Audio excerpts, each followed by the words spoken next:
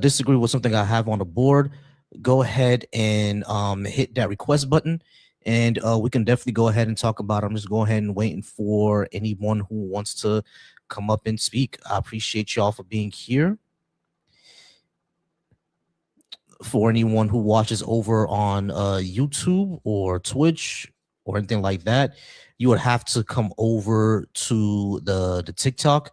I'm using my phone for now until I don't know, TikTok decides to that I'm good enough to to stream on the computer, on the laptop, because I've been having some issues with that. But once that happens, we will be good.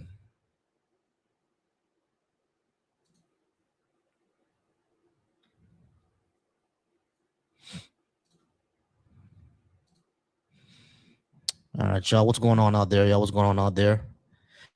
I know I said I was gonna be back at 8:30. Came back around 9:30 because I just was busy doing something. Had to meet with some folks. I was with my organization, Black Men Build. What we do, we talk about things that's going on in the community, things that stress us out as Black men, and things that we can do about it. That's what we usually talk about in the Black Men Build circles. This one was all about what's a legacy we want to leave for our children, what we want to teach, little Black boys and girls out there. We're all about, stopping cycles of abuse, stopping cycles of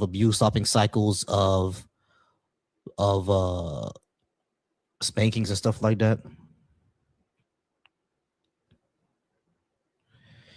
Yeah, they called tattoos engraven skin, or I don't know, something stupid, but I don't give a shit. But yeah, so at the Black Men Build circles, we talk about what's going on in the community, how these issues affect Black men, what we could do about it. Today was all about legacy. That's the subject that I brought up. Like, what type of legacy we want to have for our children. Teaching them that violence and is not the way or the only way to solve issues. Which is why we don't really encourage spanking like that. We don't really encourage hitting or beating your kids. We figured out that we're from all of us grew up in a very misogynistic, patriarchal culture. So now we're more about not passing those toxic beliefs on. So that's what we were talking about this today in Black Men Build. But I'm back on the live now. If anybody would like to talk about what I have on the board, if you disagree with what I have on the board, please go ahead and come on up. I would appreciate any type of discussion, any type of debate. If it looks like I can't get one here, I'll see if I can join someone else's live, and we'll do that there.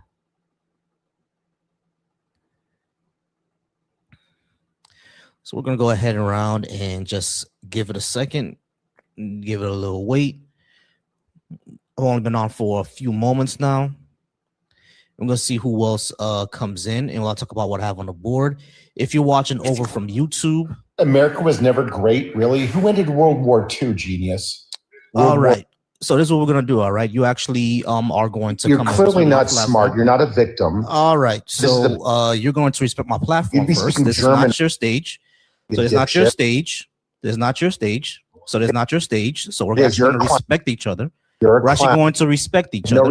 We're actually going to respect each other. You're a moron. You're the one who came here. You're the one who came here. You're the one who came here. You're the one who came here. So you're gonna respect my stage instead of bitching. You're gonna respect my stage instead of bitching. All right. You're gonna respect my stage instead of bitching. You're gonna respect my stage instead of bitching. Yes, I'm black. I'm back. I'm black and I'm beautiful. And your wife loves how black I am. She loves this big black penis. So what else would you like to talk about instead of bitching? So my guy, well, Africa. No. Why don't you send me there? Africa, you clown. Give me the plane ticket, bitch. You can't afford Provide me a plane ticket, bitch. You have no reason to complain about anything. You're Provide me a plane ticket, bitch. USA is a great country. Provide me a plane ticket. Polio. All right. So envelopian. Listen, Mayo sapien. Calm down, please. So, Mayo Sapien, would you please calm down? Listen, sour cream citizen, I'm gonna need you to calm down. Sun Dodger, we're gonna need you to calm down, Sun Dodger. Yes, I am black and I'm beautiful and I'm gorgeous. I'm an African man and I'm so gorgeous. I'm so beautiful. So you're so jealous of my beautiful chocolatey skin.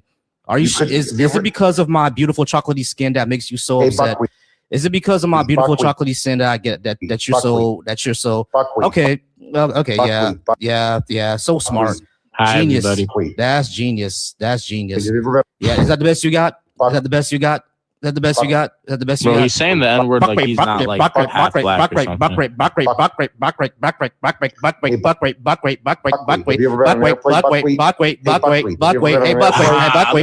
buckwheat. Hey, sour cream citizen. Hey, sour cream citizen. Hey, sour cream citizen. Hey, sour cream citizen. Sour cream citizen. We're gonna need you to shut up. We're gonna need you to shut up. We're gonna need you to shut the fuck up, sour cream citizen, bitch. All right. We're gonna move on to the next person. All right. So, school. How's it going, school? I'm great, thank you. What about you?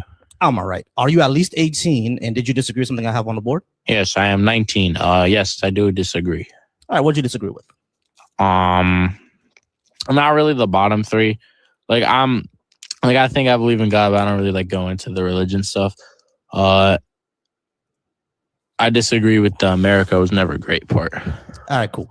So the reason why I say America was never great, the way I define greatness is how you build institutions around your own principles, and I take the principles that are pro freedom and pro social to be great, right? So America does have pro freedom and pro social principles such as freedom, liberty, justice for all, equal opportunity, equity, etc., etc. Those are great principles. Now, does the country live up to those pro-social, pro-freedom principles? It does not. Does it build institutions around those pro-freedom, pro-social principles towards everyone? It does not. So because of those things, it cannot be great. So, yeah, I think the distinction you're making is that it had those institutions, but because it didn't apply them to all those people, it's like redundant. I'm going to disagree because I feel like if you look back on history, pretty much damn near every civilization had a form of discrimination towards outsiders or people that weren't the majority class or the ruling class. And so for me, I define success just largely as how well your people have lived, how successful your nation state is. And to me, in that regard, America is very successful because it's a powerful country. It has a high living standard, at least up until pretty recently. So I think it's a great country. All right. So as I said, economics aside, does it actually spread those type of living standards to everyone, including its least powerful citizens? Does it do that? Does it build institutions that protect equity? And yeah, sure, every nation has had discrimination. No one does deny every nation has had discrimination, but America has literally built its institutions to be discriminatory. So until we can fix that, how can it be great? Well, it can be more great if it did that, but it not doing that doesn't mean that it wasn't great before. And then also, you think slavery is great? Absolutely not. No, I do not think that's great. All right. So up until 1865, America wasn't great. How about second-class citizenship? Well, no, because America still had accomplishments up until 1865. Did it have slavery? Oh yeah, it had slavery, but and it protected it, right? Not. Yes, it did. Yeah. So protecting slavery is not great. That's a complete. Well, yeah, but that's one thing out of a lot of things. Yeah. So if your nation has slavery, you're not a great nation. It doesn't matter what you do. Well, I'll disagree because a lot of nations have slavery, but I don't think they're not great either. They ain't great either. So what nations are great to you? What nations would you say meet your requirements of greatness? Probably none of them, but we're talking about America.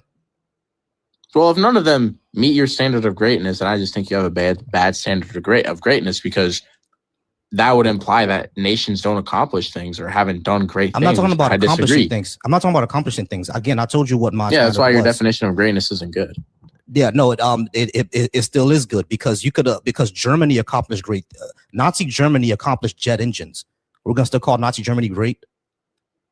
No, I am not going to do that. So exactly. So we're not talking about just accomplishments, bro. Like for example, the same thing with Imperial Japan. Imperial Japan figured out a whole bunch of shit to do, but we're not gonna call Imperial Japan great either. You know what I'm saying? So it's not just about your accomplishments. It's not for you, morality is like one of the bigger factors in determining greatness. Yeah, of course. Yeah, I mean, because why would that's where me and you differ. But what I'm saying to school, why wouldn't it be? Because again, we already know that Nazi Germany accomplished, not only knowing how to get into space, it was their engineers that helped us get. Yeah, it was von Braun, who was a Nazi scientist who helped us get into space.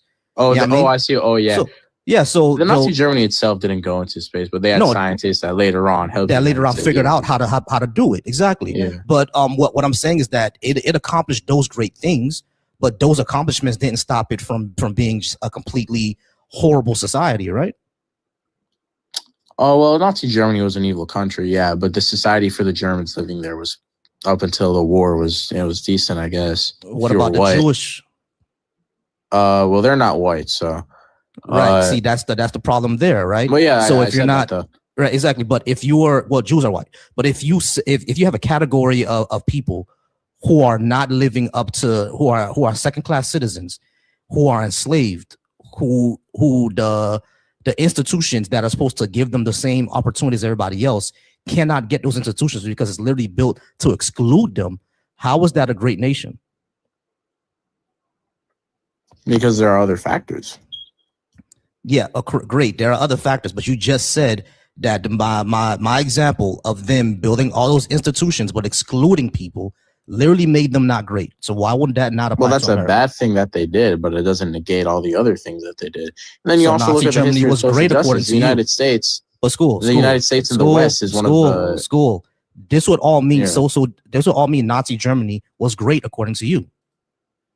No, because the ratio between the bad things they did and the good things they did, the bad outweighed the good, so it's not great. Yeah, and the bad outweighs the good over here.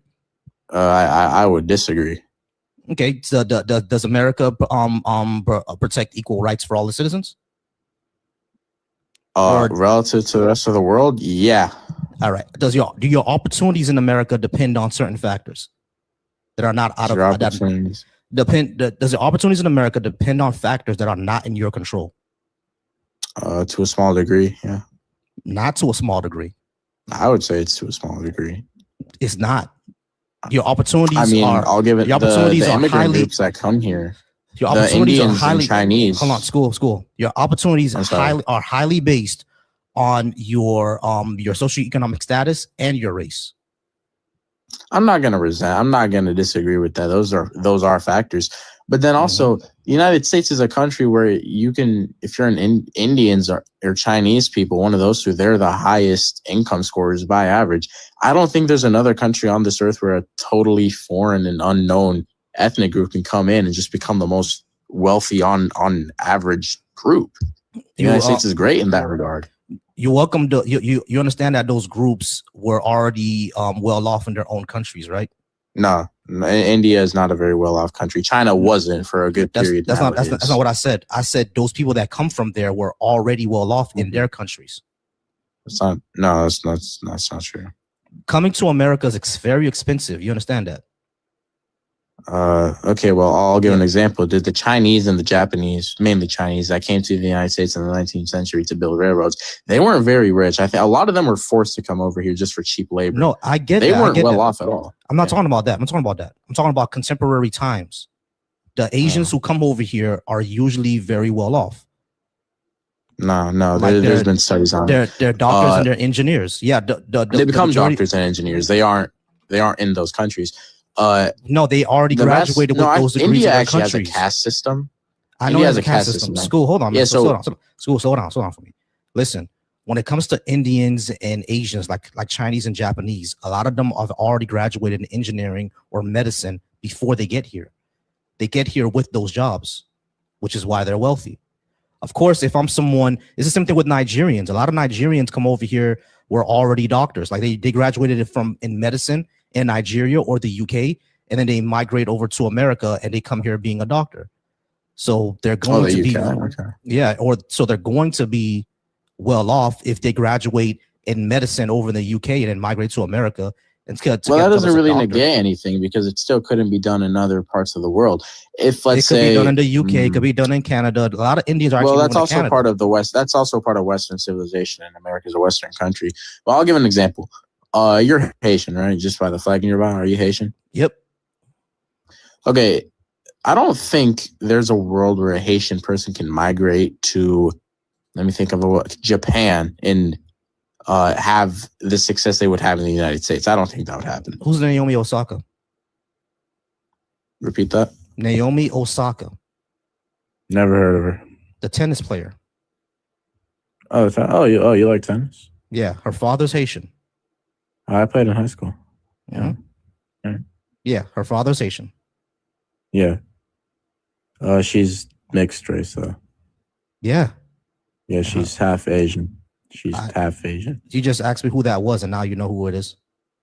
Well, yeah, no, but I mean, like, can you find me a person who has Haitian ancestry, Haitian citizenship, all that moved to a foreign country? There's going to be somebody. It's like the world's a big place, but like what I'm saying is that Matt, if you are an immigrant and you want a better life, the place to go to is the United States. I'm the child of one of those people. Right, per proximity though. And what do you mean by proximity? Per proximity, because most people most of the immigrants who are here are from South America or the Caribbean. Most of the immigrants who are in Europe are from Africa or the Middle East, and Asians just go anywhere. So it's per your proximity. So what I'm saying is like I understand the fact that people from poorer countries come over here to America in order to live a better life. I'm not denying that part, right? But the thing that we have to think about is that why did they come over here in the first place, right? Yeah, sure, we can say that what's going on in their country is bad, but what happened exactly to get those countries to that point? What made them poor? Yeah, what made those countries poor? Let's use Haiti for example. Let's use Haiti for example. Yeah, what made Haiti poor? The French. And what else? Slavery from the French. What else? You actually don't know. Oh, you don't know. Okay, American interference. America did occupy Haiti in like 1930s. It was poor before that. No, so that doesn't. It wasn't. It was poor. It wasn't. It wasn't. It was. It wasn't. You want to pull up, dude? They have statistics of Haiti from like even. I know they do. GDP per capita was very low. I know, but that doesn't mean that the country was just completely fucked up. It wasn't. The thing is that Haiti during that time, why do you think the United States invaded? They invaded because Germany was setting up businesses over there. There was a lot of opportunity in Haiti. Haiti economy was actually growing. We actually paid off our debt to France. It became worse because of the United States invasion, and we had to borrow money to pay things off of that. Yo, let me fact check that. Like, I'm not saying you're like a liar or anything. I just so did Haiti pay off its debt in 1930 something? Or at least was going to. The invasion set it back. Did Haiti pay off its debt to France in 1930s? All right, let's check this out. No, I think it was like in 1994. No, okay. 1994. Okay, wait. The financial burden was reorganized in 1947 by the French and the Haitians and continues on to this day. Oh, wait, this actually does talk about the U.S. occupation part. The source is NPR and like other news stations. Haiti was under U.S. occupation ending in 1934, starting in 1932. I don't think 2 years of occupation could have permanently like ruined a society. You sure? And then continue. Yes. And pay substantial portions of its national budget. Actually, Haiti was hold on. Yeah. I think they occupied it way longer than 2 years, because my grandfather was part of those things. Yeah, it was 19 years from 1915 to 1934. It was 15 years. Oh wow. Oh, that's weird. Haitian occupation. No, American occupation of Haiti. Shoot. Yeah, I was about to say Haitian occupation of America. Yeah, it was for 15 years from 1915 to 1934. Yeah. So okay, let's check this out. This was one of the main reasons why Haiti is the way that it is today, because this led to the Duvalier regime. And the Duvalier regime was an anti-communist capitalist regime, so America funded it. but the Duvalier regime like completely ruined the entire country. They made extinct one of the main sources of income, which was the Creole pig. The Creole pig was a pig that grew in Haiti and was a very good quality hog, right? Good quality pork. But because it went extinct, because the Duvalier regime killed them all, one of Haiti's agricultural sectors also got destroyed because of that. Like that occupation of 1915, 1934, that's the catalyst of what made Haiti is what it is today, because of what it led to. Like, history doesn't happen in a vacuum, right? Oh, yeah, I know that, but I want to get back to something you said earlier. You were right that Germany was influencing the region. That's actually one of the reasons America occupied Haiti, because they didn't really care France was there, because they were allies with France, but they're not friends with Germany at the time. So they were concerned with that. Yeah, exactly. And that's why they invaded. But all this ruined Haiti is what I'm saying. Let me go to it. So one of the main reasons why Haitians are in America for the better opportunity is literally because of America's intervention in Haiti. Oh, wow. Look at this. So this right here, it's a study the United States conducted in 1917. So like 2 years after the occupation. Wait, hold up. Oh, in 1947. I read that wrong. I'm sorry.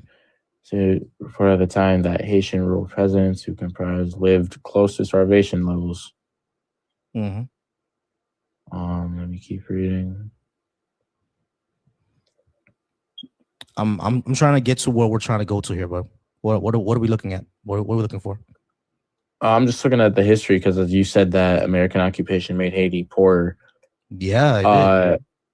Well, I wouldn't be shocked if you were right. Actually, I don't think it's the main catalyst of Haiti being poor. I think there's lots of reasons. I think just the history of Haiti, because you have a society. All the Haitians know at the time of their freedom was a slave society. So in many regards, the society that was set up in Haiti after the French left was like a bizarre mirror image of slavery. There were a lot of mistakes that the first leaders made. No one denies that. Yeah, for sure.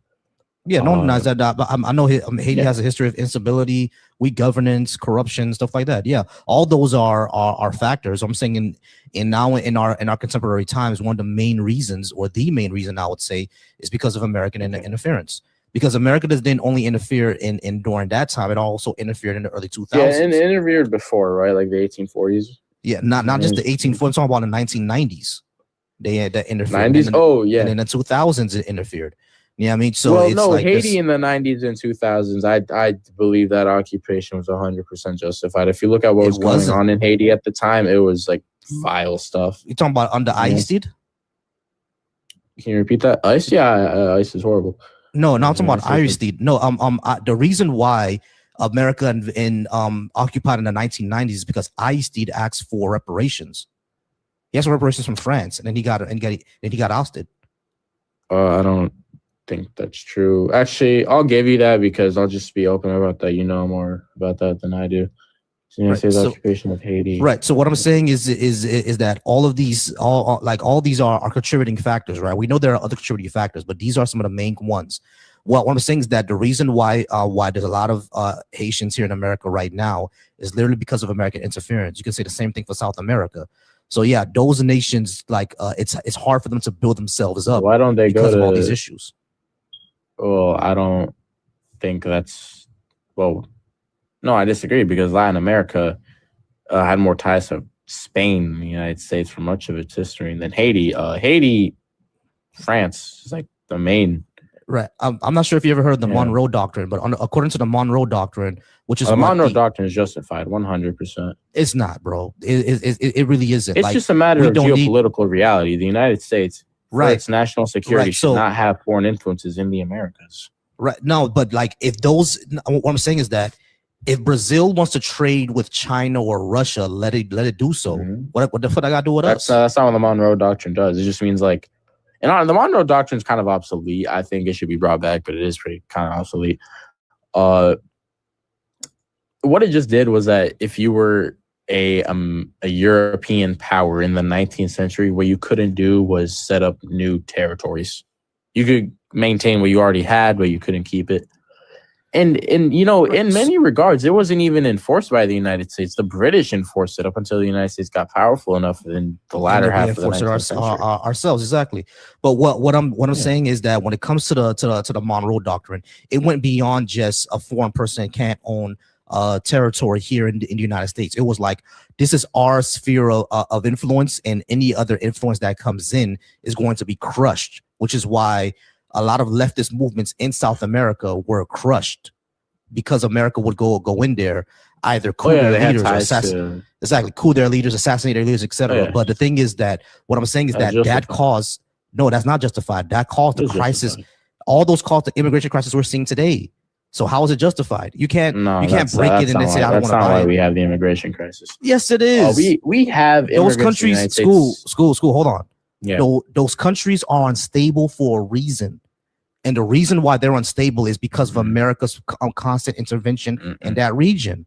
You just can't say Mexico, because Mexico too. What I'm saying is that remember I told you history doesn't happen in a vacuum. History doesn't happen in a vacuum. There's always things going on. There's always consequences to these actions. The reason why the Ayatollah rules Iran today is because of what we did in 1954. Absolutely. Latin America, in the way it was developed, I think it's always going to be a poorer part of the world because of the way the Spanish brought it up, the way the economy was made, the culture of the people there. That goes for Haiti too. And I'll give an example. Mexico in the 1820s was downtrodden, and it was poor, and it had very low economic development. The United States didn't have a role to play in that. It really didn't. And then you also said something about the immigration crisis. Mm-hmm. No, the reason immigrants are coming here now is because we opened immigration to those people in like the 1960s. We were intervening in Latin America way before 1960s, just that we kept our borders close to those people. Yeah, that's not why we have a crisis. They were still coming in. There were like 20 million Mexicans back then. Very small amount. It was a very small amount. It was mostly white immigration. No, it wasn't, bro. We had millions of Mexicans. I can pull up the census during, right now. Let's during go to the 1940s. During the Great Depression, we still had millions of Mexican immigrants. Millions. During the Great Depression, okay, dude, millions out of like 2 million out of 130 million. School. We had millions of Mexican immigrants in the United States back then. And what we did was a program of repatriation, which means that the Mexicans who were even born here were deported back to Mexico, because they thought that would have fixed the employment issue. It didn't, of course, but they thought that it would. So we've always had people from Latin America in America, always. Oh yeah, we have in the Southwest because they were already there. Yeah, you said something about millions of them being here. Yeah, in the Southwest and in a region that was starting to become very populated. That's not actually a lot. And then in regards to millions, irrelevant, it was, bro. Yeah, I pulled up the census. It was 2 million. In the millions. I had to get a different census. 1950, there was like 166 right, who cares, bro? This is really irrelevant. What are we getting? Bro, that's irrelevant. The fact of the matter is that we had millions of Latin Americans in America before, and our constant intervention into those countries is what caused a lot of the immigration now to come over here. If we never intervened in Iran, if we never intervened in Iran, there would be no Ayatollah. If we didn't intervene in Chile and Uruguay and Paraguay and Colombia, we wouldn't have the people that we have there today. We wouldn't have the corruption we have there today. It's objectively just not true, because if that was the case, then why don't they go to Spain? They don't go here out of revanchinism. What do you mean? Why don't they go to Spain? You know how fucking hard it is to get to Spain from South America? It's harder to get into the United States. By distance, I think the distance to Spain from Brazil is closer than to like Chile to America. School.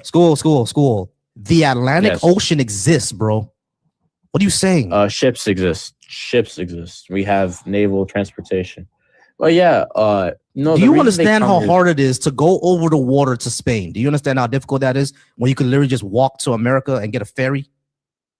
Yeah, actually, let me tell you something. There's a part of the Panama that is literally untraversable. It's physically the Darien Gap. I know you have to ferry around it. Yeah, you have to ferry around it. So it's easier to ferry around that than to get on a boat and go an ocean away to Spain. It's a lot easier to go through the Darien Gap. I'll tell you what, we've had planes for a good century now. And we've They had can't afford flights plane from tickets, South bro. America. It's easier to Hold listen. on. It's easier to get to America Hold than it is on. to get to Spain. So mass migration in the way we know it of like, lots of people of color come to the United States. When did this start? This started in like, I'll just pick a year, 1965, right? There's a lot of civil rights stuff going on in that era. There is literally a perfect positive correlation between that and those people coming into the United States. You can't refute that. That's why they're coming here, because we opened our borders to them. No, I'm not saying I take an issue with it or not. No, we allowed more immigration. Here. We allowed more immigration from those areas, correct? But what I'm saying is that if those countries were already stable, we wouldn't see a whole bunch of people from there, would we? The reason why a lot of European they weren't stable. The reason why we had a whole bunch of Europeans coming in from Ellis Island was because of World War I, World War II. Europe wasn't stable back then. Not true. Not true at all. Ellis Island, dude. The peak of Ellis Island was the late 19th century. That was 1880.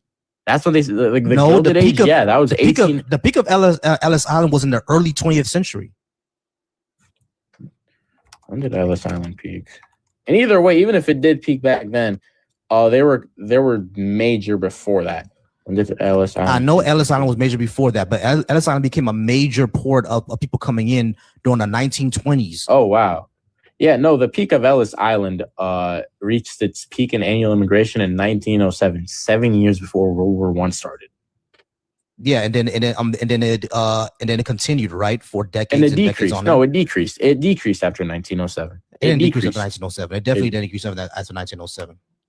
Let's check this again.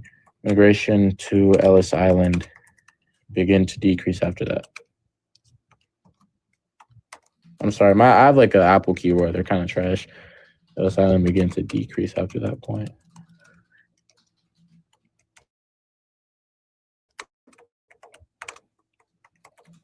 Check this out. Wow. Okay, I'll go get a different source then, because this one's it's like a high demand thing. I can't use it all the time. Oh my god, dude! Okay, we're actually I got it right here. We're actually both kind of right. Around 1914 is when you saw a drop because of World War I, and then in 1921 they limited immigration based on nationality. And around nationality as in Europeans only, exactly. Yes. So that's when you saw a lot of more people coming in during 1921. Like it was basically Europeans. Bullshit. What the hell? Wait, dude, the Immigration Act of Oh, wait a minute. Yeah. In 1921 ended the open door policy and limited immigration based on nationality, which means that only Europeans were allowed to come in around that time. Okay, so for the Immigration Act, you're wrong. You're wholeheartedly wrong. The Immigration Act limited annual European immigration to 2% of each nationality's representative based on the 1890 census of damn near 30 years ago, heavily favoring Northern. I reread that. I said I was talking about the emergency quota of 1921. The Immigration Act of 1924. 2%, already causing drastic long-term reduction on immigration. Yeah. So I was right. It did peak prior to World War I. So that it peaked prior to World War I. World War I, that's not true. Yeah, no, you're right. You're right about that. It peaked prior to World War I. Thank you. But when I'm talking about when it comes to Latin America. Where even World War Latin America. We were talking about Latin America. Yeah, Latin America. When we're talking about Latin America, the reason why these people come over here is because their countries are unstable. And we have to understand, why are those countries unstable? America had a role. I'm not going to say we did nothing. America had a role. Exactly. But those countries were poor regardless. We intervened because they were unstable, and then we left and they were unstable again. We intervened because of socialism, bro. Okay. Socialism was not a thing, not a major thing until like after World War I, really. World War II, actually.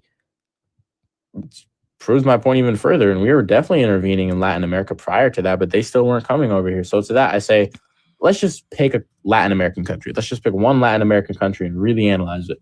What Latin American country did we intervene in prior to the world wars that that was stable prior, and then it became unstable after our intervention. Let's just go to that. Argentina. Let's look into it. You're gonna say Bolivia as well. Bolivia. Yep. Chile.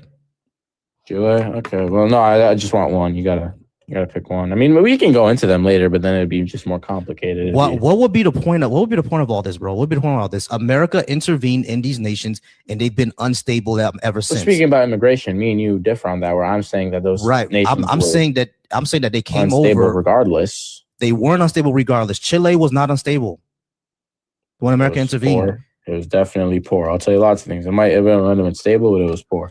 Who cares if it was poor? We should let them develop on their own. Come here. If they're poor, they're gonna come here. But they weren't doing that according to you. According to you, they weren't doing that. So now now they were poor. We had to intervene for them being poor, and that made them come over here. That's stupid. Like, what are we saying here, bro? Well, if you let me get to my point, can you just pick one country? Like just one country we can go Argentina. Argentina, okay. I know a fair bit. I probably don't know as much as you. So let me just Argentina in the 19th century. I know Argentina got independent. It was like the Confederation of the Rio de Plata River. We intervened in Argentina in 1976. Look up the 1976 Argentine coup d'etat. No, we intervened way before that. We intervened during the Paraguay War, and they didn't come here. Chile's not near Paraguay. We're talking about Argentina. Also, yes, it is. I said Chile. My bad. Yeah, Argentina. Chile? My bad. Yeah, I'm getting. Okay, yeah, Chile. Also, we intervened in Chile in like 1932. There's also Venezuela as well, bro. Listen, we intervened in Latin America, and that's one of the main reasons why they come over here. Saying that we intervened because they were poor, otherwise they would come over here. That does not matter. That's irrelevant.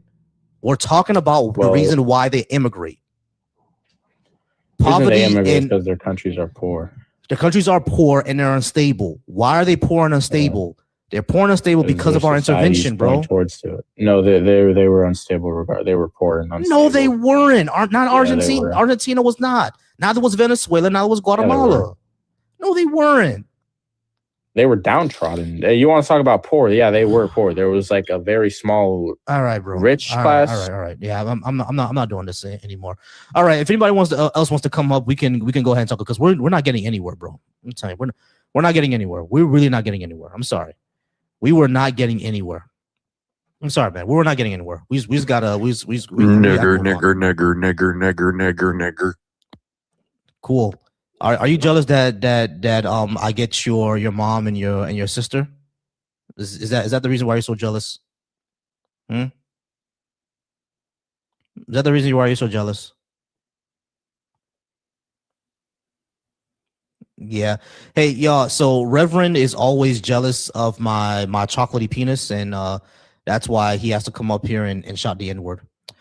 All right, we're gonna go ahead and move on to the next guest. What happened? What happened?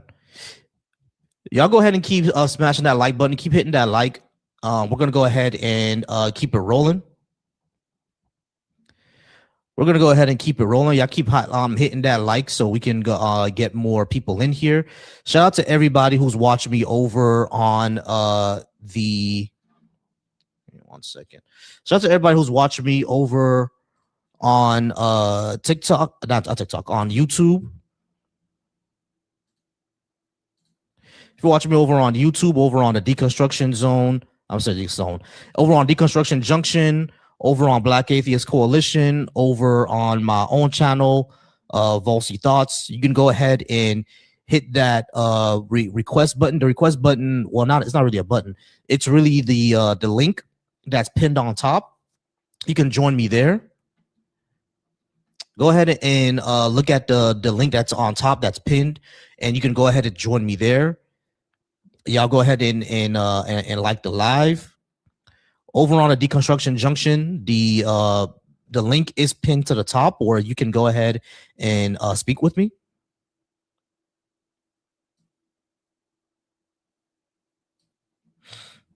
You can go ahead and speak with me on the link up top.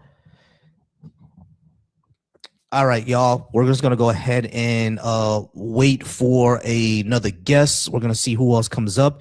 Y'all like the live, y'all. Please start hitting that like button. Hit that like button so we can go ahead and get some more guests in here. Hit that like button. Smash that like button so we can go ahead and get some guests. Put us into the algorithm. You know what I mean? Tag the FYP in the comments. Shout out to my mod Resist over on YouTube. Always putting in that work.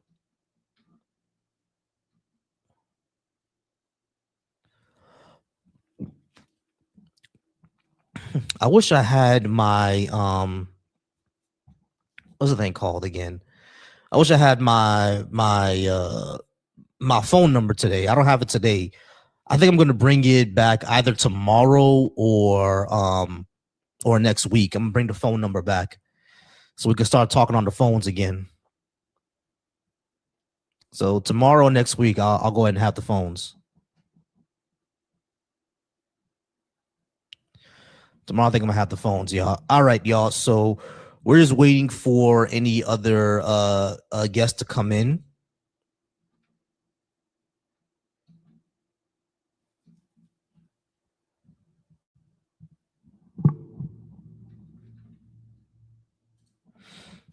I keep posting the DOJ files that disappeared with Trump's name all over them.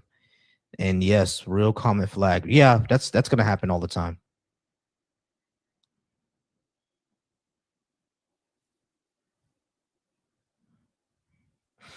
Yeah, that happens. That happens. We know that right now they're suppressing that, right? Like a lot of people was posting that when Oracle first bought TikTok, you couldn't say that name, otherwise it got blocked out. Woke is behind the scenes of a movie. Woke people know and see how they are made. That's what I would say. Yeah, that's what I would say as well. Being woke is simply being aware of social injustice, racial injustice. Being aware of those things is what woke is.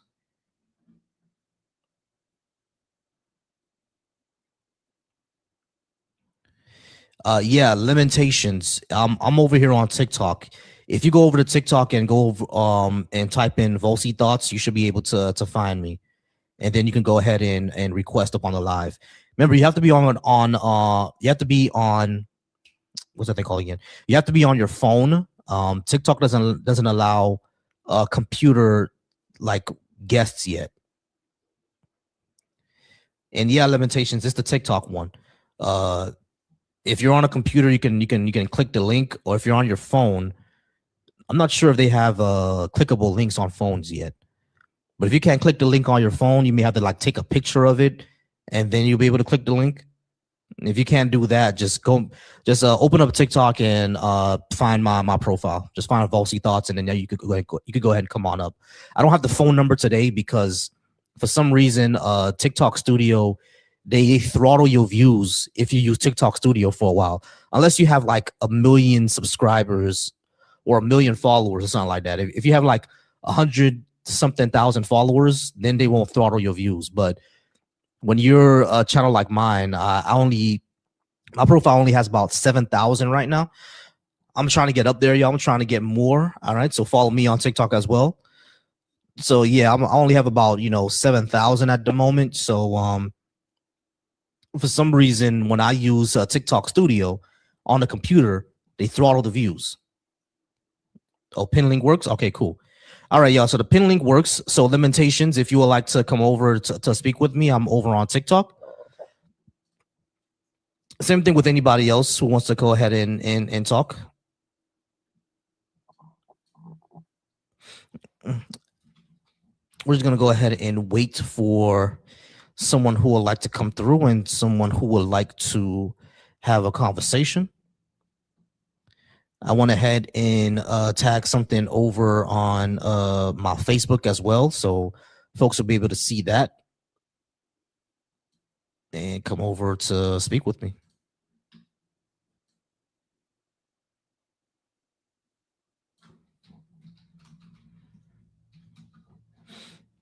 Let me go ahead and share that.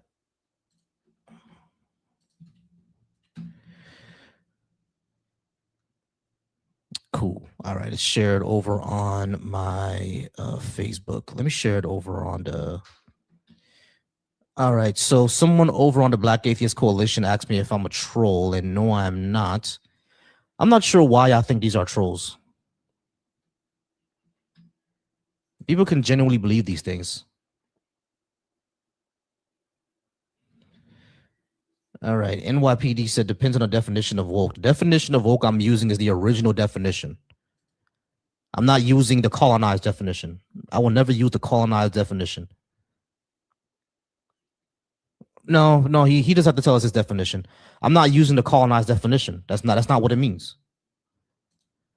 Whatever white conservatives turned it to, you got to turn it into a pejorative to just mean anything. It's not what the fuck it means. We're not using the colonized version of woke. We're not doing that.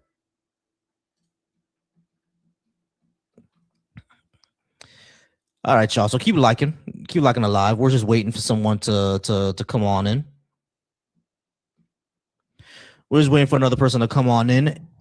If I don't get any other guests, probably within 15 or 20 minutes, I'll just go ahead and end it here, and that'll be the night.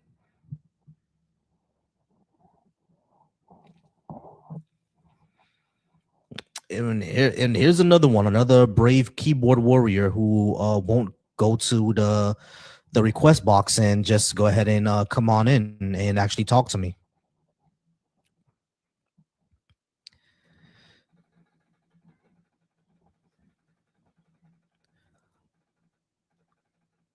Dutty Bookman was a Muslim. I don't think Dutty Bookman was a Muslim. I think Dutty Bookman was but Dutty Bookman practiced voodoo. I don't think he was Muslim. I think he was Muslim before he got to Jamaica. Then he changed over to the African traditional religions.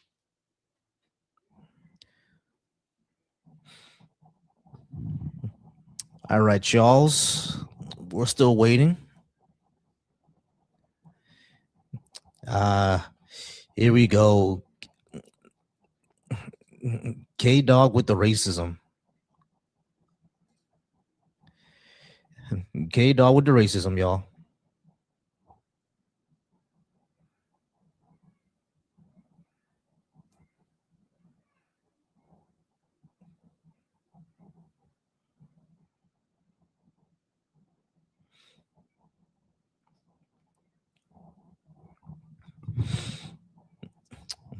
All right, y'all. Gonna be on for a few more moments. Just waiting for anybody else to come in. I may join another live if I don't get a lot of guests. All right. Let's see who's up. 504. That's the area code of my country. 504. How's it going? Can I get your name, age, and did you disagree with anything I had on the board? You can call me Jay. Jay, how's it going, Jay? Age, and did you disagree with anything I had on the board? I'm 39. I mean, I kind of disagree with a few things. Sure. What did you disagree with? America was never great. All right. Why was America never great? All right, cool. So the way I define a greatness of a nation is institutions that are built around pro-social and pro-human principles, right? Which is what America says that they have. It says that it's about liberty, justice for all, equal opportunity for all, et cetera, living the American dream, that type of stuff. You're supposed to build, if that's what your country is about, that's those principles that you live by. You have to build up institutions that provide that to all your citizens as much as possible, especially the ones that are marginalized, without any power in your society. Not only has America not done that, but they've actually built institutions in order to exclude people from that American dream, from equal opportunity for all, from being from having opportunity for all and equal justice, et cetera, et cetera. They've actually built institutions around excluding that from certain people. And many times when we tried to fix it, we fought against it. So, and even till today, we can see that a lot of those institutions still have issues of massive discrimination that have tangible negative results. Because of that, because until we fix those things, America can't be great. It can be, but it's not right now. You just described it. What country is ran that way? Whether they stand by what they say they do, whether they do justice for all. What other countries? All right, so Jay, you're in the Matrix, bro. I can't hear a word you're saying. Can you hear me? I can hear you now. Okay. What country is, as you just described? Oh, that's irrelevant because we're talking about America. Oh, okay. Well, I mean, I was curious to know if you're comparing to something else, or you say that we are one thing, what country claims to be that way? But okay, yeah. Next one would be. I'm comparing America to its own principles that it says to live by. Heard. Okay, fair enough. I mean, when I see it, I was actually about to say, well, compared to back then, even till now, but even with African Americans as well as with Mexican immigrants as well. I mean, the land was built on immigrants, and I mean, I can agree to disagree with certain things, but let's get. I'm not going to be on here long, but I do want to bring up another one here real quick. You're in the Matrix again. What did you say? Oh, I'm sorry.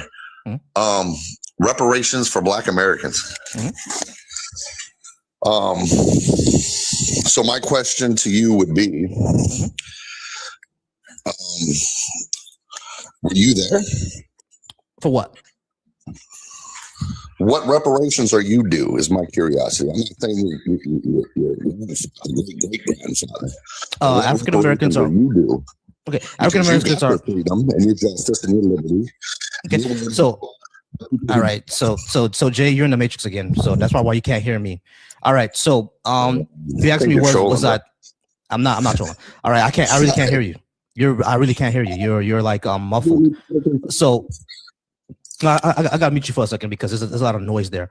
All right, so your question was I there? I'm not sure was I there for anything. You're probably talking about slavery. I wasn't there for slavery, obviously. But however, African Americans are still owed reparations because of everything that held them back. What I say is that what I've also said was I said to the last guest is that history doesn't happen in a vacuum. These things still affect until today. And when it comes to reparations, I would say it's not only for slavery, but also for Black codes, for Jim Crow, for redlining as well, and for mass lynchings and those things. Those events that were backed by the governments, both state and federal, and backed by private institutions like banks and insurance companies, those things led to the issues that we see today. The contemporary issues that we see within the African American community are all mostly tied to poverty, and African Americans were targeted deliberately for poverty through things like redlining. You see what I'm saying? Because of that the government was involved in damaging the African American community, so they should be the one to fix it. I would say reparations should be handled two ways, not just cash payments, but also institutional changes. Institutional changes are what's going to, in my opinion, increase the status, the economic and social and political status of African Americans in the country. If we have certain institutional changes like education and the criminal justice system. Not only that, those changes would also benefit poor whites, because poor whites are also negatively affected by our education and our criminal justice system. So if we reform those things within reparations, that will also benefit the other poor populations in this country as well. Yeah, you're in the Matrix, bro. I can't hear a word you're saying. Barely. Yeah, I'm going to try to speak into the microphone. Maybe that'll help. Yes. All right. So you do realize that African Americans weren't the only ones enslaved, correct? In the United States, they were. Nah, I don't believe that's true, because the Irish weren't slaves. No, they have French slaves as well. Where in America? White French slaves or tan. Where in America? French slaves. Yeah, absolutely. Yeah. I mean, dude, I'm from New Orleans, where slavery was traded. And my grandfather, my great-great-grandfather, was a slave, a French slave. Came on ship just like people were slaves came on. All right. So from what I'm seeing here, the French colonial empire maintained an enslaved population in North America, but I'm not seeing anything about French being slaves in America. We're community well. You never portrayed here, brother. I mean, yeah, I can't hear a word you're saying, bro. Female, black, tan, dark, white. You can be white and be a slave. No, that's not how it was in France. The France had a black code, bro. Well, but they're also mixed. I mean, we. All right, this is what I'm gonna need you to do. All right, so Jay, the noise and you being underwater is bothering me. Go ahead and swipe out the app and come back up, please, because I can't hear a word you're saying, man. I cannot hear a word you're saying. You're gonna need to swipe out and come back. You're gonna need to swipe out and come back because I can't hear a word you're saying, bro. All right, y'all. Go ahead and keep liking the live. The last person who was here, I think your name was Sam. For some reason you dropped. Go ahead and come back up. Go ahead and come back up. I'm not sure why you dropped. I was gonna get to you next. But yeah, y'all go ahead and keep liking the live. Professor, I'm not sure what you're asking me here. I don't know what you're asking me. But go ahead and keep liking the live, y'all. We're gonna go try to get some more people in here.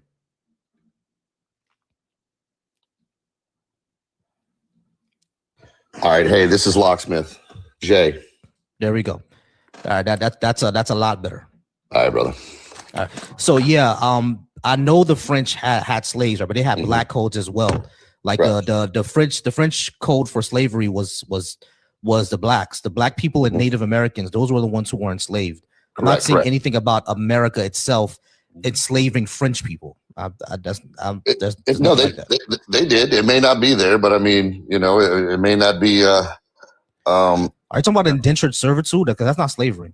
No, they were slaves, brother. There were slaves here. You're talking about actual chattel slaves. The way that the black people were? What's more crazy is this is, you know, I'm mixed, but I'm more Caucasian than I am. That's fine. But Jay, you have to follow what I'm asking. Are you talking about the same chattel? Your children are also slaves type of slavery. That's what I'm talking about. Okay. Yeah. No, I hear you there. So let me ask you this: what are your reparations? What do you feel that you deserve, other than them tricking the North to come down south for 40 acres and a mule, which was just a way to get more slave. I mean, that was just a way to get more people down south. When we took over the Confederacy.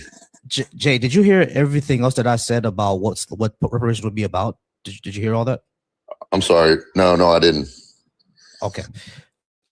I'm going to say it again. All right. So reparations won't only be for slavery for African Americans. It will also be not just slavery, but also black codes, Jim Crow, redlining, the war on drugs, things that economically, politically, and socially held black African Americans. And we still see the effects of it today, especially when it comes to redlining. Those would be what reparations would be about, not just slavery. But what would those reparation terms be? Like, what are you trying to get? Compensated in cash, property? Like, what do you want other than institutions and better education and a better highway and a nicer car? Like, I mean, what makes you entitled to receive something that your great-great-grandfather induced or went through in his lifetime that he separated it from happening to his future children, like you yourself? All so, right, but because again, history doesn't happen in a vacuum. What happens to your grandfather usually affects you, and that's what we see with African Americans. But keep in mind, if you had 40 acres and a mule, you would own that. Jay, right? So, African Americans, their grandmothers and grandfathers were redlined, and that led to the poverty that we see today. So that should be repaired, right? Oh yeah, no, for sure. But there we go. I'm trying to figure out how would you want it is my question. Okay. I would say not just number one, cash payments to families, but after that, institution. What do you mean, what kind of cash? Money? No. But like, what's the number? Because you got to compare to what a dollar was then and what a dollar is now. About $125,000 to $200,000, I would say.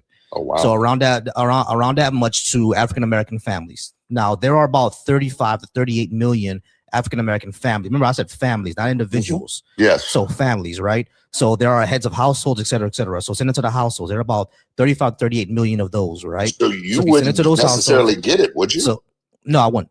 So when it comes to that, right? It could be sent to households, and if you actually calculate this, excuse me, if it's $125 to $200,000, that's about maybe $7 trillion. You can pay that off in 7 years if you like. Yeah. But the other thing that I would say is that institutional changes, like in our education system, what I would say is that every single area that has a high school that was in a red line area, what should happen in those high schools is that there should be a program for every single student to graduate with some sort of trade, you know, LPN, CNA, plumber, welder, CDL, et cetera, cybersecurity, all that, right? The reason for that is because when they become 17 or 18 and graduate from high school and they have a trade in their hands, they'll be able to get directly into the workforce and still be able to go to college. Because a lot of them being lost. Exactly. A lot of them will go to college and, you know, waste their time because they're not supposed to be there when they just could have done HVAC, you know what I mean? And make $50,000 out the gate doing HVAC. You know what I'm saying? So if you do that, you'll see what you'll see in these communities is that a lot of them will actually stay in their communities, but they'll end up either buying the homes that they're renting or buying a home in their community and being able to build up the tax base within that community in order to invest into it as well. You see what I'm saying? And not only that, we should change the education system completely across the country. It shouldn't depend on taxes. We need to fund schools equitably, not just through property taxes. All right, that's fair. I can agree. Look, like I said, I don't want to take too much of your time, but I do want to do one more thing. Sure. I do want to ask a little bit about the faith and these books with no evidence. Sure. What do you believe in? As far as like spirituality goes? Sure. Yeah, or whatever you believe in. No, I don't believe in a God. As far as like the supernatural stuff goes, I don't believe in anything supernatural or any gods. I'm saying that it can exist or it's impossible for it to exist or it doesn't possibly. I'm sure it could, but so you believe in like Big Bang evolution, stuff like that? Correct. Those have the most evidence behind them, so I accept those explanations. Okay. And then as far as your holy books are not evidence, why claims? They are claims. But you do realize that back then, claims were only based. I mean, first off, to even keep evidence like that, you could have been prosecuted, as well as even having death for being claiming to be something like a god, especially on Earth. So, excuse me. Do you think any books are real or evidence? Like holy books? No, holy books only claim for something. They're not evidence of anything. Like, for example, like the Quran claims that Muhammad split the moon in half. Yeah, we have no evidence of the moon ever being split in half, right? The Bhagavad Gita says that the earth sits on top of a turtle. That's not true, definitely. You know what I mean? So it's like these things make claims, but are what it's saying actually true? Like, sure, I have no problem with Jesus being a real guy or an amalgamation of 7 different guys. It's not a problem for me, right? I could accept that Jesus was a real guy. Did he actually walk on water, cure a blind man, rise from the dead like a zombie, and then fly up to the sky like Superman? Did those part actually happen? That's what I have an issue with. Okay. That's okay. Well, I appreciate your time, brother, and God bless you, man. Yeah, not a problem. Hey, I appreciate you. Have a good night. For sure. All right, guys. Once again, I appreciate any conversation that we can have. Y'all go ahead and keep liking that live. I go ahead and click live and sharing it, and we'll go ahead and wait around for anybody else. If anybody who's on the YouTube side wants to talk to me, the link is pinned. I don't have the phone number tonight. May have it tomorrow. We'll see how that goes. Or I'll just bring it back next week. We'll see how that goes. All right. But once again, I appreciate you all. Keep on liking. Hit that like button. Someone is out there saying Jesus is real over on my Facebook. I mean, not my Facebook, my YouTube. Tyrone, the link is pinned. You can go ahead and click on that link. All right, and we're gonna talk to Benjamin Washington. No. And headed down south to Texas. No. To lay down roots and start a new life. Benjamin, you there? M Y space M I S T A K E. And so she continued to live here. She lived All right. or seemed to. I don't think Benjamin meant to join. There we go. Yeah, Benjamin didn't mean to join. All right. So Benjamin didn't mean to join. All good. All good. We pocket dial sometimes. All good. All right, y'all. So go ahead and keep locking alive. All right. I think I would disagree with the third claim, respectfully speaking. All right. Hordens, if you have TikTok, the link is pinned. Go ahead and click on that link and we'll talk about it. Let's see. Tyrone says, I don't see how someone exists, looks themselves in the mirror, etc. Well, I'm not sure what you're talking about, Tyrone. But anyway, the link is pinned. Go ahead and come on up. All right, we have another guest. All right, so Lucky, is that your name? Yeah.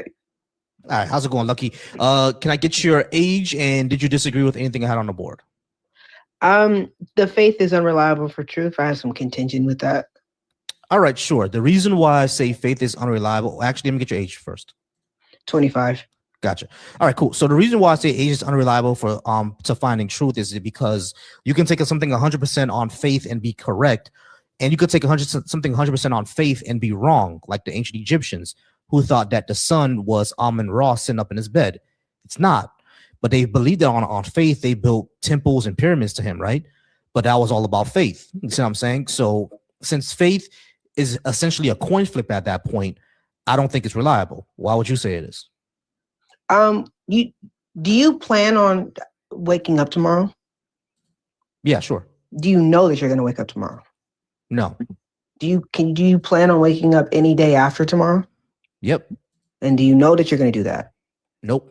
All right. So you're putting faith in unempirical evidence that you're going to wake up tomorrow because you're planning on waking up tomorrow. You believe that? No, I have empirical evidence that I'm going to wake up tomorrow. Number one, I have no health issues. Number two, I don't live in an area where people break into your house and kill you. And number three, just according to my living homeostasis, right? Like that's what happens. Your body goes to sleep and it wakes up. I have no reason to believe that a plane is going to crash into my apartment building and kill me and my wife, right? So what is not really faith. All the empirics says that I'm going to wake up tomorrow, unless some miracle by something happens and the cops break into my house because they think I'm a major drug dealer, but I don't sell drugs. So why would they do that? Yeah, I mean, I have no reason to believe something like that would happen. So unless there's some sort of other thing that would tell me that I'm not going to wake up, all the empiricism shows that I will wake up. No, first of all, okay, that I don't mean like you literally like waking up, like just not being able like to have a good sleep in your day. Like just like throughout your day, you don't know if you're going to live for the entire day tomorrow or for the entire day after that, but you still plan for those moments. But I'm saying like you still plan for those moments. You don't know if you're going to reach those moments. You could die at any point in between the time that you say that you're going to do it and that time that you said you were going to do it. Anytime between those two periods of time, you could die, but you still plan for it. And you plan for it because you believe that you're going to do so off of unempirical evidence. You could get hit by a bus.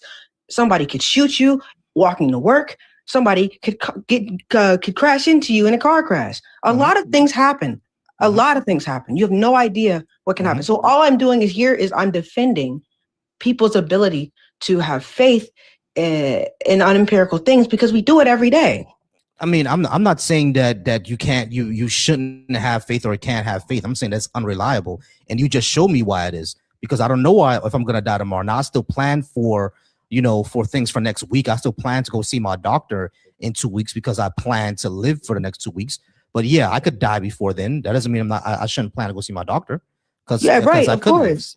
Right, of course. So so my main contention is I'm defending faith as a concept that's beneficial for humans in general. And so while it is, I guess you would say unreliable, it's regarding like you can't completely say that this is going to happen. You can use faith you maneuver, you plan off faith, you plan off your faith. And we wouldn't live life if we didn't plan off our own faith on what we believe about our own realities. Like we would not be able to live life. We plan off a caution, bro. We plan out of necessity. We don't live. We live we're lenient. We're not a survivability. We are 100% about survivability. Like that's been shown in psychology and neurology and all that. We're 100 because we lived off of surviving for 100,000 years. It's not right. Yeah. No, now. We used to, but we're in a more lenient society where we don't necessarily have to fight for our food anymore. So no, of course. But what I'm saying is that we always plan ahead just because of those reasons, right? Because things are going to, like, I could still live in the next 2 weeks. So if we just spend day by day not planning for anything, there are people who live like that. Actually, they go things day by day. There's no planning for next week or next month. But we don't. I don't mean planning in that specific, like, oh, I'm going to do this. You just believe that you're going to wake up the next day type planning. Like because the reason why we believe that is because there's no evidence to show that's gonna that the opposite will happen. So that's all. But the thing which you're missing my point there is that, first of all, okay, I guess we can agree here is that it is unreliable to say whether or not you will live tomorrow. There is no truth about whether or not you will live for the entirety of that day tomorrow. Nothing. Correct. That's correct. Right. We can't do that. Right. So we wake up every day that we wake up. We believe that we're going to live out the rest of the day, even if they don't plan for the day, like they put, like, I'm going to do this tomorrow. I'm going to do this tomorrow. They still do things like they are going to live tomorrow. Everybody does. And survivability is based off that belief, because we want to live I guess their old ways they wanted to live, to reproduce. And they also probably had some type of beliefs about the world around them. But something about them living they wanted to live. They believed that they were going to live. So they believed that based on unempirical claims. And that's perfectly fine. But that's not unempirical. We still wake up every day, right? We just don't know if we're going to live the whole. You're going to. You have no idea. Right, of course. But evidence doesn't show up that you're not going to live. It doesn't show up that you are. Yeah, it does. We wake up. No, it doesn't. I woke up yesterday and the day before that. That's evidence. But that's because it was proven to you then. You don't know if you're going to wake up tomorrow, so you can't. Right. If you're planning on that, planning on that. But lucky again, there is no evidence that I won't wake up tomorrow. There's no evidence. There's no evidence that you will. Right. So what are we going back and forth about? No, my point is that whether we can agree that it's unreliable, I'm defending faith as a concept because we have faith in things. Because faith is important. It's why we live. No, it's not. We reason our own existence, and we reason it through faith by what we believe about. That's not the reason why I live. You live based on things that you believe that matter. Yeah, I live off of things that matter, like my wife. I don't believe that matters. You believe that matters. I don't believe my wife. I don't believe my wife exists. She does exist. I don't believe. No, you believe she matters. You believe she matters. No, she empirically matters. You can't say that. Why would I marry her? What intrinsic property about the universe necessitates her? None. Okay, thank you. Exactly. So because there's no intrinsic value about the universe that necessitates her. Lucky. She matters to me. Doesn't she? Yeah, you believe, but okay, you believe that so you know the emotion that you have towards her, you believe that matters.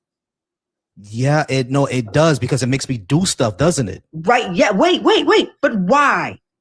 Why does it make you do stuff? Because that's the way that humans evolve, bro. No, we're social species. That's the way we evolve. Come on now. Lucky. Slow down. Listen, the way we evolved is to form bonds with other people in our community. That's how humans are. Because we believe those bonds. Hold on. That's how humans are. That's how we survived. Evolution demands that because we're a social species, we're going to care about our offspring and people that we mate with. Chimpanzees do the same thing, bro. They care about the people. In those. We believe. Look, lucky. I don't believe in love. You can actually check out love that was in my brain. You can. It's called chemicals, bro. Yeah, that's not love. Chemicals aren't love. No, love is literally a chemical. Love is not a chemical. Emotional connection is a chemical. Love is not. Love is a chemical. No, it's not. You want me to look? You want me to Google this for you right now? Yes. All right, cool. All right, so love chemical. All right, love chemicals are neurotransmitters and hormones, primarily oxydopamine and neurophreniine, that drive attraction and bonding and euphoria, known as the love hormone. Right. So yeah. Wait. Loves are chemicals. Bro. Wait. Look love up love. Wait. Look up love. Yeah. Love is a philosophical concept. I understand that love is also a philosophical concept. Do you understand it? That's not what. Lucky, you need to chill. I'm not gonna fight for my own life, bro. I understand that there's philosophies around love. It's like the philosophies around beauty. I get that, bro. It's not what I'm arguing. I'm saying that you have your own philosophy about the love that you have for your wife, and it drives you because you love your wife. Of course I do. Wait, and okay, with that, you believe in that love, and even then, you still believe in your marriage enough to stay every day. You plan for your marriage every day because you believe in her based on unempirical data. No, there's not unempirical data. You can change any day. Lucky, there's not based on unempirical data because she's shown me every single day who she was. If she was a woman who beats on me, then I wouldn't be with her. She could change tomorrow. Lucky, chill. Lucky, chill. You need to be quiet. There is no evidence that she will change tomorrow. So it's unempirical. There's no evidence to say, she won't. Shut up. There is no evidence that she will change tomorrow. All right. All right, bro. I think we're done. You have no idea how to control yourself. You have no idea how to control yourself. Are you going to control yourself? I got you. So we actually have a conversation? Well, yeah, but you're going to say, I'm saying. Shut up. So there is no evidence that my wife is going to beat me tomorrow. So I can't, Bundy, you need to mute yourself. Loud ass background. There is no evidence that my wife is going to beat me tomorrow, right? So why would I go off the assumption that she will? There will be no reason for that. There'd be no reason that she. Okay, you don't know what's going to happen to her tomorrow. You have no idea.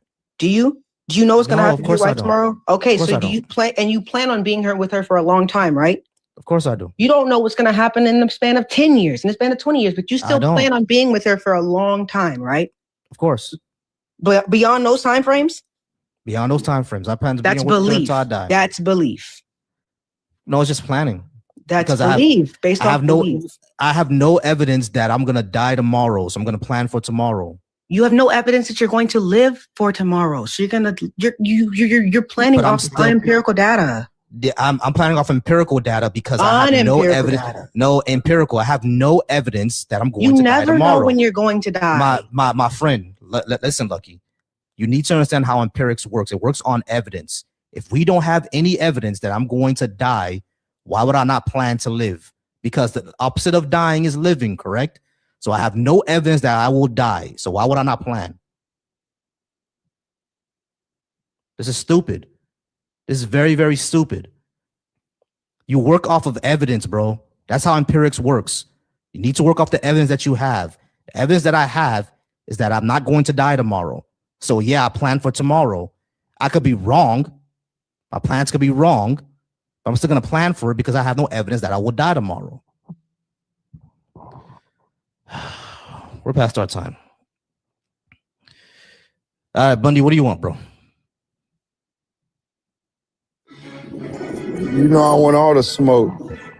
You're not going to run this time? I didn't run last time. You just you were just too stupid to keep up. But anyway, go ahead and go on for the next one. What's your next one? Fam, all right. So let's just get to common ground, because if we having a discussion, you can't get mad that the other person is not agreeing with you. Who that is? So Bundy, my issue. Hold on, be quiet. My issue was not about you agreeing with me or not. My issue was not about you agreeing with me or not. My issue was constant interruptions and not providing evidence of your claims. And then when I provided evidence of my claims, you would try to make up some sort of wild accusation or wild scenario. That's not how discussions work, bro. You need to come with evidence of your claims. You don't just make up shit on the fly. And that's what I got frustrated with you for. Hold on, Bundy. Let me finish. That's what I was telling you last time. This is exactly what that's exactly what you were doing. Like, for example, when I brought up the fact that when it comes to black spending, it's I brought up two studies. one from a private institution and one from the Bureau of Labor Statistics that showed that the majority of blacks spending goes towards necessities like housing and food. You then brought up that black people do drugs and they're probably going to be spending 60% of their income on that, which is stupid. That's not how that works, bro. You need to actually hold on. No, I'm not listening. Hold on. Stop. Okay, I'm not go finished. ahead. You need to actually show evidence of your claim. If you're going to say that black people spend their money recklessly, what data do you have? Saying that, the black people I'm around spend recklessly doesn't mean anything, because I can say the exact opposite. The black people I'm around do not spend recklessly. So which one of us will be right in that scenario? You need to actually have evidence. I would and be the right. evidence that I have, the evidence that I point out to you, which is data, shows that I'm correct. So what data do you have to show that you are correct? You cannot say that's what I just see. What's the data? You told me out your own mouth that things like drugs and cash purchases cannot be put into data, right?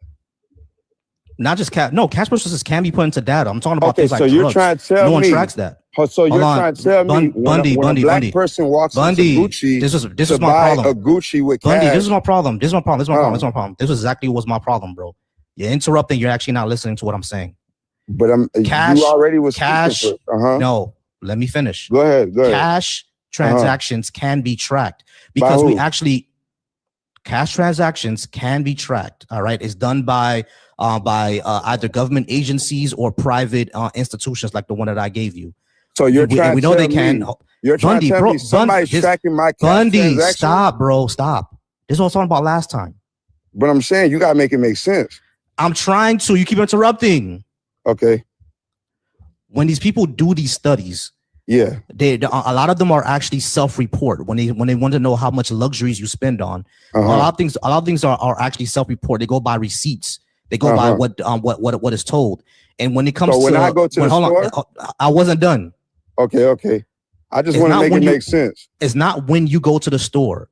It's essentially a university calls you up and say, we're doing a study on this. Would you like to be part of it? You say yes, and you keep track of your purchases and you send the data to them. That's how they collect the data. This actually was studied on how much do black people spend on luxuries. Now, what was found is that black people actually do spend a higher amount on luxuries than other people. But what was also in that study was showed that the luxuries that we spent on were still necessities because they were hair care products. Not true. You know what I'm saying? So, all right. So you saying that is not true. Where's your data for that? All right. So what you were saying was that we spend money on necessities, right? And you're trying to tell me that when I make a cash transaction at a store, it is being tracked. A cash transaction. Bro, Jesus Christ. Hold on. It's like you didn't listen to a word I said. Wait, but I'm asking you a question. I'm asking you a question. I already explained it. Make you reiterate it, Bundy. so everybody that's watching can understand. Bundy, I already stated this, bro.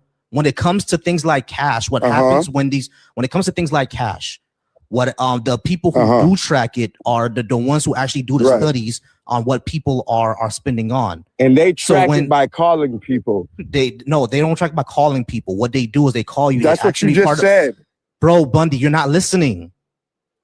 What I said was they call people, they ask them to be part of the study, the people agree, and those people send their transactions, their data to these companies, to the private institutions. They send their receipts, et cetera, et cetera. They send all that to the institutions, and then they track the cash. That's how that works. So they contact a certain small group of people, right? No, and they do because they're not contacting millions of people to make this analysis, right? No analysis works like that. They contact. So they contact a small group of people, right? No, they contact and they make their analysis on it.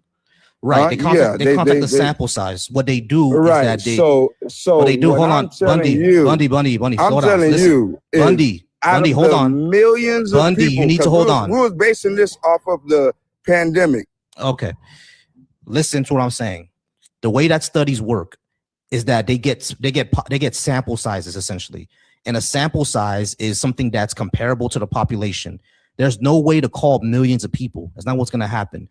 What will be in a sample size? What will be in a sample size is at least 80 to 90,000 people. Sometimes 50 to 90,000 people is a sample size, meaning that with these 50 to 90,000 people, this is how we can tell the general population moves. That's what they do.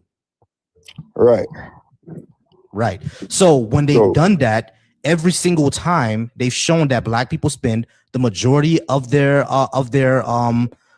income on necessities. Every single time. You can go from government studies to any private institutional study to university studies. All of them show that black people spend their money on necessities. And remember, the government studies are hold on, Bundy. The government studies are millions of people. You know that, right? Were chosen for this. Hold on, Bundy. You understand that the government study is everyone. That's millions of people. It's all black people in those studies. You know that, right? Right. I'm pretty sure it should be. That would only make sense. Cool. All right. So if the government one, the one that tracks everybody, the one that's millions of people, if it shows that the majority of income is on necessities, you literally have no argument here. Yeah, no, I do have an argument because you said these cash transactions can't be tracked. So how can somebody tell me, how can you put in analysis that if somebody takes $5,000 out the bank and goes to Gucci, which a lot of people were doing in the pandemic, we were spending a lot of money on luxury bullshit, not necessities. We're spending a lot of money on luxury bullshit, and that's a fact. Bundy, how can you track that? Bundy, no one denied that people were spending on bullshit during the pandemic. You denied it. No, I didn't. I didn't deny that. Yes, you did. You're just not listening. You're not listening, Bundy. This is my issue with you. You don't listen, bro. So you denied it. I never said, no, I didn't. You try to say majority of them were spending money on necessities. On necessities. Where? No, there was not. So Bundy, majority of that money got spent on what it wasn't supposed to be spent on. I'm not talking about pandemic money. I'm talking about that's where the argument has started from. No, it didn't. It started on no, it didn't. It started on the income of black people. Because you said that reparations shouldn't happen because if we get reparations, we'll spend all of it on bullshit. What I'm saying is that when black people get income, no. Hold on, Bundy. Let me finish. Hold on, wait. No. I'm not doing that. I'm not doing that, dude. No. When I'm talking, that's where the argument started from, dude. It started from reparations. You said that we will spend most of it on bullshit because of what you saw during the pandemic. That's what you said. That's exactly what would happen. Okay, it is not because according to government studies, the majority of people spend their income on necessities, not luxuries. So what would happen if black people receive reparations, and how much reparations do you think black people should receive? Well, what happened if black people receive reparations is that people would go back to school or pay off their debts. And the reason why I know that is because there's already been pilot programs. So we can't do that without reparations? Let me finish. The reason why I know that is because there are pilot programs that started in Georgia and California. What they did was gave a group of people, it was black people specifically, because there were single mothers, there were homeless people. They gave them $1,000, no questions asked. Just $1,000, just gave it to them. $1,000 cash, no questions asked. What these people did was pay off debts. They went back to school. They found places to live. They even worked overtime. Do that without reparations? Bundy, let me finish, bro.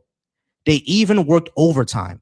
Right. So the extra money that they got didn't go to just bullshit, right? Now, I understand that during the pandemic, a lot of people was just flashing the money and spending it on bullshit. No one denies that, bro. I didn't deny that either. No one denies that. I understand that. What I'm talking about is the actual spending habits and the actual, what I'm talking about is the actual spending habits when it comes to income, inflows and outflows. When black people get their money, when they get paid by their jobs, when they get paid by their work, what do they actually spend it on?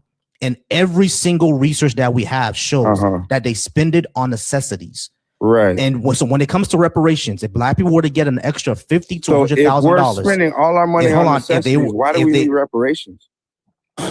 Because of the wealth gap, and because that the government, because of the wealth gap, number one, and because number two, Because of the wealth gap, number one. Between and because who? number two, White shut and up. black, or? Because Like, of the wealth gap, number one. Let me finish my sentence first, bro. Stop doing that. Control yourself. Okay. Number one, because of the wealth gap. And number two, because the government damaged the African American community. So they should be the one to repair that. When it comes to the wealth gap is between whites and blacks. White people have white families have white households, I should say, have an average wealth of $125,000. Okay. Black households have an average wealth of $5,000. So that that's was the done government's on fault? purpose. Yes. How? 100%. You're gonna say redlining? Like I said, yes. Come on. Redlining can be your excuse for all the black problems in the world. Bundy. When are you gonna stop complaining about it? Bundy, the reason why white people have that wealth, white households have that wealth, is because of home ownership. What happened during redlining? So black people don't own homes? Because I own That's not 6. what I'm saying. That's not what I'm saying, Bundy. I understand own 6. that black. I don't cry or complain and about my the dad government. owns 2. Who cares? Okay, that's not what I'm saying. I don't cry Bundy, and complain about the government. Bundy, chill, what is bro. reparations gonna Listen, do for you? Dog, you if the gotta shut up. government don't like us, why cry to them? All right. So the reason why white people have this much wealth is because of home ownership. During redlining, black people were largely not allowed to own homes. And when they were allowed to own homes, they had higher interest rates, which caused higher foreclosure, or they were not as appraised as higher as the white homes. Basically, they were appraised discriminatorily. Like a white person, their house was appraised for $200,000, while a black person's house was appraised for like 50. That was happening all throughout redlining, right? And because of that, because of redlining, how long you gonna cry about that? This is my problem before, bro. You're not actually addressing the point here. You're not actually addressing the point. You just keep interrupting. Yeah, I am addressing. This is my problem. This is my problem. But I'm gonna put you on mute again. This is my problem. Every single time where I'm bringing up a point where I'm trying to have a discussion with you, you do not engage with it. You just don't let nobody speak more than. Be quiet. You do not engage with it. I'm asking you to actually. No, stop. I'm asking you to actually. I'm trying to give you a chance here to actually engage and have this conversation. I'm asking you to actually engage here. Redlining was one of the most destructive things that happened to black people in this country. It caused the projects. You're from the same hood I'm from. You saw what it caused. That happened because of redlining. So the question then becomes, if the government caused that, so why did I make why it up? should they not? If the government caused that problem, why should they not fix it? If the problem was so bad, why did I make it up? You need to answer my question first. Why do I have 6 properties? Bundy, answer my question first. Why does redlining not affect me? Bundy, answer my question first. And I'm a black man. Answer my question first, Bundy. But what's your question? That shows me that you're not listening. You the government, me, like, why doesn't it affect me? Bundy, you're bringing it up. That's not it affect me? Bundy, you gotta shut up for a second, dude. Yes, you from the same hood I'm from. Yes, you saw the damage. Me. Bro, shut up for a second. And it didn't affect your dad. Shut up for a second, dude. Make it make sense. Shut up for a second. You saw the damage that redlining caused to Little Haiti, to Overtown, to places in Detroit, to St. Louis. That's the damage that redlining caused. So why shouldn't the government fix the damage that they caused? Because it's not their problem. How is it not their problem if these issues cause crime, these issues cause drugs, these issues cause addiction? Poverty causes all these issues. I made it out. I understand you made it out. So did I. How did your dad make it out? My dad made it out because he was a respiratory therapist. My mom was a nurse. That's how he made it out. Okay. So when it comes to, hold on, let me just finish. Why complain? Let me finish. Shut up. Be quiet for a second. The problem is that you're looking at exceptions, not the rules. So the majority of people, you're an exception, and so am I. The majority of people in poverty will remain in poverty because of the education that they receive. The education. So what makes me an exception? So what made you an exception is the fact that you literally made it out. So the fact of the matter is so that most people I did something that nobody else could do. That's not what I said. The fact that you made it out is the fact that you're an exception. Most people, no matter what race they are, if they start in poverty, they will end up in poverty. That's how this system works. What I'm advocating for is to change that. No one who starts in poverty should stay in there. So the government should change that. The government has to change that. They're the not only are the main ones who cause it, but there could be the main one who can actually fix it. Because no amount of charity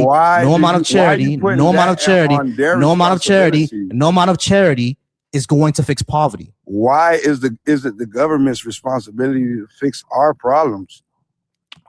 They're not fixing our problem. Poverty is you're saying they are. Bundy. No, I didn't. That's not what I said. Be quiet, Bundy. I hold them accountable for making black people deliberately poor, which is what they did.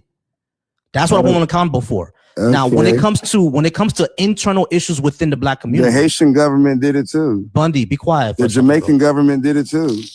Bundy. This was my issue with you last time. You gotta stop interrupting. You ask me a question, when I'm answering, you interrupt. You gotta stop doing that, bro. I got you. When it comes to the, here in America, right? The government deliberately targeted black people for poverty. That's what happened. So because they deliberately targeted us for poverty and they made us poor, and we see the results of that poverty, that's why it's on them to fix it. They broke it. They have to buy it. Poor white people than poor black people in this country. You're proving my point. You're proving my point. Because what did I say? I said that poverty is not just a black problem. It's not just a people problem. It's a societal problem.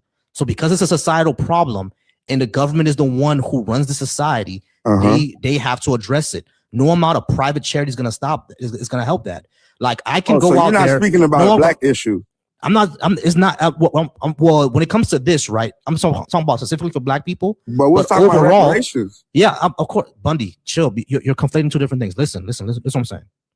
When it comes to black, listen. You're conflating. Listen to me. Just listen to me. When it comes to reparations and everything like that, yeah, I'm talking directly about black people. But when it comes to poverty in itself, what I'm saying is that black people were deliberately made poor. But when it comes to poverty, the white people be poor? When it comes to poverty itself, that's a societal issue. So why do we have poor white people? The reason why we have poor white people is literally because of capitalism. Capitalism requires an underclass. So some people are not going to win. So capitalism affects white people and the government affects black people. No, it affects no, it's both. It's both. Capitalism affects white people, the government and capitalism affects black people. You look like you're skating on ice over there. What do you mean? You're skating on ice over there. You look like you're slipping and falling. I don't know what you're saying. So Bundy, let me. Hold on. Stop. Bundy, I'm gonna repeat myself. I'm gonna repeat myself. Go ahead. Repeat myself. Capitalism affects white people. The government and capitalism affects black people. Oh, okay. So capitalism. So what's wrong with capitalism? You're against it? Yeah. At least the way that we do it, I'm against it. You're against capitalism. You're against everybody working hard for themselves and getting their own stuff. That's not the only thing in capitalism. Capitalism is about a private owner owning something for profit. But capitalism brings more jobs than any other system ever. Capitalism has increased production. I do agree with that. But and capitalism was needed for a while. A communist, socialist? I'm a socialist. Okay, but yeah, capitalism does increase production. I don't deny that. Even Marx said that. Marx pointed out that capitalism does increase production. But what's going on now is right now we have an issue of exploitation within capitalism. We're in the late stage capitalism. We have things like planned obsolescence, enshittification. Basically putting profit over the help of people. That's profit over the well-being of people. I said help. I'm sorry. So profit over the well-being of people is an actual problem. You'll see companies do horrible things just to make some money. The best example of this is the Ford Pinto. You cool? That's cool. That's cool. The church do some horrible things to get money. So that's to each his own. To each his own. I mean, and I know you don't believe in God and stuff like that. So yeah, let's leave the reparations because you said there is no good evidence for a God. No. No evidence for a God. So how do you think you got here? My parents had sex back in 1986, and I was born in 1987. I got that part, but how you think you got here as a species? How did the planets get here? Oh, like how did humanity become the species that we evolved? Yeah. We evolved from prior organisms. Like what? Apes? Well, we are apes, but we evolved from prior what? organisms. That is true. You said we what? Apes. Humans are apes. Humans are apes. Humans are apes. Yeah. We're apes. Yeah. So we evolved from apes. Well, we are apes. We evolved from prior ape-like ancestors. Okay, so why did they stop evolving? Why did who stop evolving? Why did the apes stop evolving? Why didn't they producing more humans? Because the thing is, evolution is not a goal, right? Like we're not the goal of evolution. That's not how that works. We just became the dominant species of the planet, but we're not a goal. Evolution is not a ladder. That's number one. But number two, hold on, let me finish. But number two, we're actually still evolving. Like we had because our environment hasn't changed for all these thousands of years, and people who live in environments who have changed, you can see the evolution in those places as well. Like for example, there are humans right now that are born without wisdom teeth because we live in an environment right now where we need wisdom teeth. There's a group of people over in the Pacific Ocean who are born with more webbed hands and webbed feet and not only that, they can hold their breath for like 15 minutes underwater because they live in raw water. All these shows adaptations to your environment, which kind of proves evolution. Okay, so you trying to tell me that you came from a monkey? We all came from no, not we all, because you believe that, which is a belief, because it's not no fact. It's a fact. We have evidence. Hold on, wait, hold on. The evolution theory is still a theory. It is not a fact. Hold on. What do you think? It is not a fact. What do you think a scientific theory is? It is still a theory. Bundy, chill. Hold on, what I'm saying though, you gotta speak how it's supposed to speak. You can't. I know. Just say Bundy, relax. Bundy, relax. Okay. Relax. Scientific theories are facts, my friend. Scientific theory. It's a theory, nigga. What is a theory? I'm not talking about a theory that we talk about in colloquial language between me and you. What is a theory, Bundy, listen, break bro. It down. Bundy, you have to listen to me. Listen, bro. There's a difference between the way you're using theory and the way that science uses theories. Those are two different things. Scientific theory is something different from a regular theory like you and me will have. Like I have a theory of, aliens or some shit. That's different. Yeah, I mean, science, the way that science uses theory, when they use a scientific theory, it means something completely different. I'll read it with you right now. A scientific theory is a comprehensive, well-established explanation of natural phenomena built upon extensive evidence, testing, and observation. Unlike a guess, hold on, wait, listen. It does not say fact. Listen. Hold on. Unlike a guess, it acts as a framework that explains why or how something happens, often unifying multiple laws and hypotheses. So what do you call Bundy? Are you able to hear? Are you able to listen? Fact. All right, Bundy, I'm gonna need you to pause. I need you to pause real quick and stay on mute. Are you actually able to hear what everything that we're saying and comprehend? You need to actually comprehend what I'm actually trying to say. Stop being a reactionary, bro. We ain't come from monkeys. Stop being a reactionary, please. For the sake of this conversation, I'm asking you because I don't want to drop you again.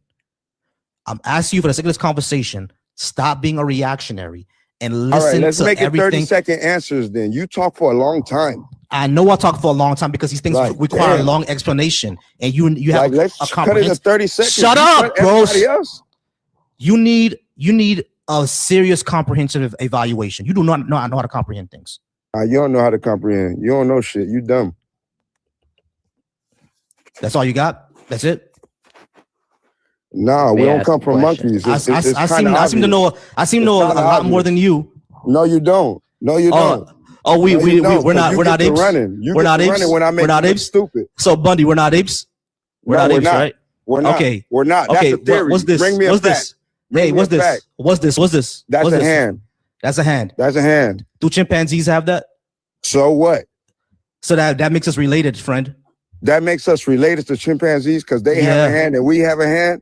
You gotta be the dumbest motherfucker in the world. But because I'm Haitian and you Haitian, that means we related. Bundy, shut up. Bundy, shut I'm Haitian and you Haitian. Bundy, shut up. Bundy, shut up. We can be. We actually can be. We actually can be. We actually can be. We actually can be. You know why? No, we're not. You know why? All right, shut up for a second. You know why? Because we all descended from the same stock of people, didn't we? So there's possibly somewhere in our lineage. Everybody on Earth came from the same people. There's somewhere in our lineage where me and you actually can be related. It's number one. Number two, when it comes to a scientific theory, well-established, extensive evidence and observation. What do you call those? So why is it still a theory and not a fact? Because that's how science works, bro. And science, no, things that's graduate. Not how it works. Yes, it is. Yes, it is. You don't know what you're talking about then. The sky is blue. That's a motherfucking fact, not a theory. The sky doesn't have a theory to it. Gravity does. Gravity is a theory. You know gravity is a theory? What's the theory about gravity? Tell me. No, I'm telling you, gravity is a theory. What's the theory about gravity? Tell me the theory. Give it to me in the theory, the way the theory is given. All right, sure. Because I'm telling you, us coming from monkeys, that's a fucking theory. That's a bullshit. All right, cool. The theory of gravity. Gravity is a fundamental physical interaction with theories evolving from Newton's concept of force attracting mass over distance to Einstein's general relativity. Are you saying that general relativity is not true? It's not a fact? No, I'm not saying that it's not true. All right, general relativity is a theory. I'm not saying that it's not true. General relativity is a theory. General relativity is a theory? Yes. How the hell is it a theory? So gravity is again, a theory. because no, hold on, listen, Bundy, listen so to what I'm saying. Is a theory? Yes, it is. Yes, it is. How? Listen to what my God. How? Shut up for a second and I will tell you. Is gravity not keeping you on the ground right now? Shut up for a second and I will tell you. How is it a theory? Shut up for a second and I will tell you. Okay, tell me. And really tell me. Shut up for a second and I will tell you. What theories are is an explanation of why things happen. That's what scientific theories are about. You need to learn what a scientific theory is. A scientific theory is why or how something happens. So it's a fucking hypothetical guess. Okay, yeah, bro. This is a waste of time. Bro. No, this is a waste of time. You're too stupid for this conversation. This is a waste of time. Can I speak in this? If that's okay. Are you at least 18 and did you disagree with anything I have on the board? I haven't really read all of it yet. Okay, give me a second. Professor, are you at least 18 and did you disagree with anything I have on the board? Yeah. Great. A true Canadian, are you at least 18 and did you disagree with something I had on the board? Well, I disagreed with your belief of socialism. Gotcha. Not a problem. Ari, can you go ahead and ask your question real quick? And if it'll be a long conversation, I gotta move to Professor first. All right, but go ahead and ask your question. Okay, so it's not necessarily a question I have to have, and I actually agree with everything on the board. Mm-hmm. But the thing is, I don't agree with the monkey theory now. Okay, cool. We can get to that. All right, Professor, what did you disagree with? That faith is not reliable for truth. Yeah, I don't think it's reliable, and I think I explained why you were here. You can take something 100% on faith and it'd be right, but you can also take it 100% on faith and be wrong, right? So if faith is going to be a coin flip, then it's not going to be reliable for you to find truth. You need something more than just going on off of faith. But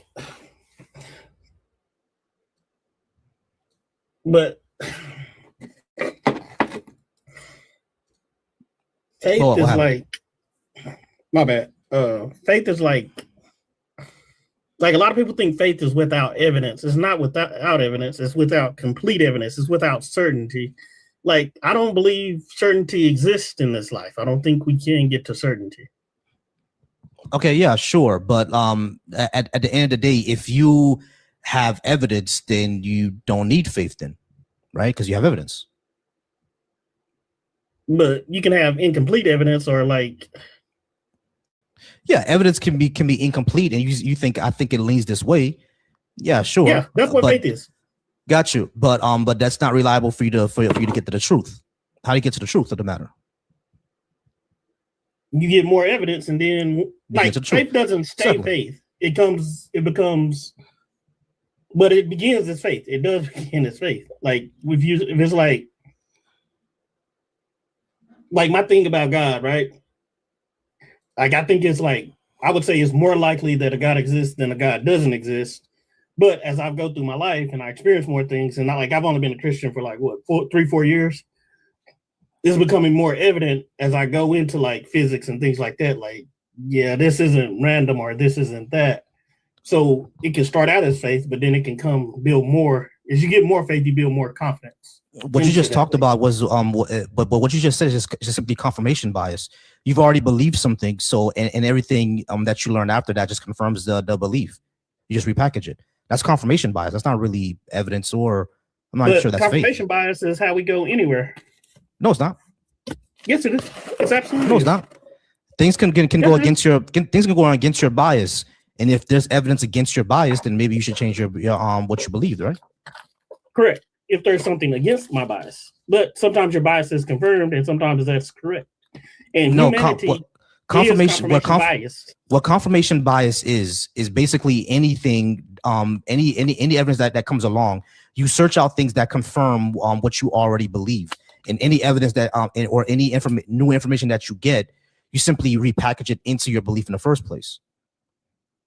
Like if you already went in believing that there's a God that controls everything, all you're gonna look at physics and say, "Oh, God must be controlling the leptons or something." But there's no evidence that a God even exists in the first place. But there we can go. But we make inferences to the most likely conclusion too. But like how is it like? But you've already. I can set my belief on the side and do actual scientific research. Yeah, all of us can do that. What I'm saying is that if you're already going in saying that with a belief in God, anything that you find is just going to reinforce that. Well, and that's what confirmation bias is. You need to actually show that a God exists in the first place. You just kind of assume one exists, and then when you go do scientific research, oh, this means God then.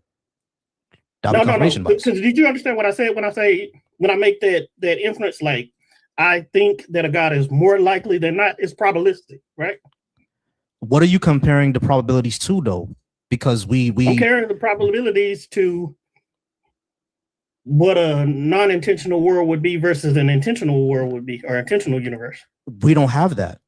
There's no way to. We have viruses that, if they continue to evolve, they are non-intentional completely. They're 100, but we have bacteria that have not intention, but they have like a proto-intent. They can move towards a thing.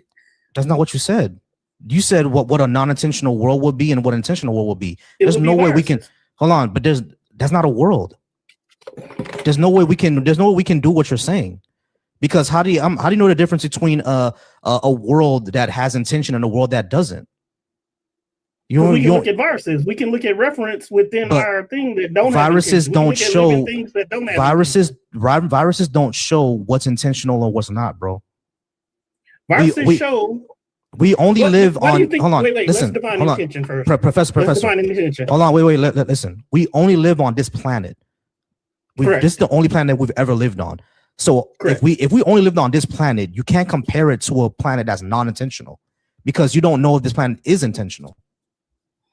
What are you comparing it to? But I can compare intentional life to non-intentional life, can I not? No. Why not? What the hell is non-intentional life? Viruses. What do you mean viruses are non-intentional life? Viruses do not do anything in the environment. They wait for the environment to meet conditions for it. A virus will sit on a table for 1 million years and not do a single thing. It won't move left, it won't move right, it won't do anything until something interacts with it. A bacteria will move towards sugar. A bacteria has directedness. The substrate has to have directedness for directedness to evolve. Yeah, somewhere. But viruses are not really alive, or not really something that we recognize as being alive. They metabolize, they reproduce. Viruses? Yes. Okay, so all right, so you're saying that viruses are alive, but they're not intentional. Yes. I'm not sure what that even means. I mean, they don't have the. They are what matter would do. Like matter doesn't have directness either, right? But it does have a tendency to coalesce or like they attract each other because of gravity. Yeah, correct. So that's how the chemicals come together. But those chemicals coming together, they made two things. They made viruses and they made bacteria. And we evolved from both. But so I'm really struggling with what you're getting. Had to have some intention. I'm really struggling what you're getting at here. You're saying that the universe has intention because viruses don't move. This is strange. No, I'm saying the universe has intention because we have intention. Just because we have intention doesn't mean that the universe does. You can't. There's two things, right? We have behavioral emergence and we have semantic emergence. You can't get meaning from something that doesn't have meaning. Zero meaning, zero directness, and zero intent will always equal zero as far as we're concerned. It's going to always equal zero. It's never going to be a one. One for meaning, none for purpose. Yes, but you're assuming that we have some sort of ultimate meaning and purpose. You have no reason to assume that. We make our meaning and purposes. Exactly. So just because we make our meaning and purposes that means it couldn't have emerged. Hold on. Wait, hold on. We make our own meanings and purposes. That doesn't mean that the universe has one either. It doesn't mean that. So we didn't come from the universe? Yeah, we come from stardust. Correct.